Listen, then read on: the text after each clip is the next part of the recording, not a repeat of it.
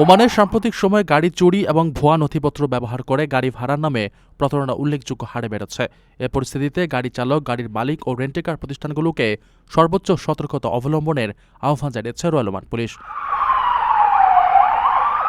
আরোপির অপরাধ তদন্ত বিভাগের মহাপরিচালক ব্রিগেডিয়ার জামাল বিন হাবিব আল কুরাইশি জানান, চুরির প্রধান কারণ হল ইঞ্জিন চালু অবস্থায় গাড়ি অরক্ষিত রেখে যাওয়া। চালকেরা জরুরি প্রয়োজনে এটিএম বুথ বা দোকানে যাওয়ার জন্য সংক্ষিপ্ত সময়ের জন্য গাড়ি থেকে নামলেই অপরাধীরা সেই সুযোগ কাজে লাগিয়ে গাড়ি নিয়ে পালিয়ে যায়।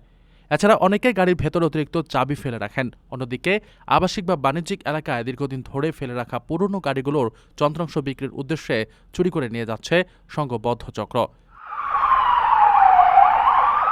ভাড়া চালিত গাড়ির ক্ষেত্রে প্রতারণার নতুন কৌশল হিসেবে অপরাধীরা ভুয়া কাগজপত্র ব্যবহার করছে।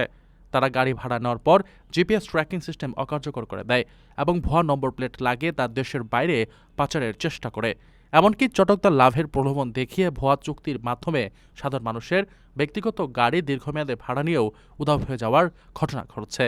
এ ধরনের প্রতারণা এড়াতে রেন্টেকার প্রতিষ্ঠানগুলোকে গ্রাহকের পাসপোর্ট ও ভিসার সত্যতা কঠোরভাবে যাচাই করার নির্দেশ দিয়েছে পুলিশ। ওমানের সেরা রেট দিচ্ছে বাংলাদেশি প্রতিষ্ঠান গালফ এক্সচেঞ্জ। প্রিয়জনকে টাকা পাঠাতে আজই আসুন আমাদের যে কোনো ব্রাঞ্চে অথবা কল করুন স্ক্রিনে দেয়া নাম্বারে। গালফ এক্সচেঞ্জ, বাংলাদেশিদের প্রিয় এক্সচেঞ্জ।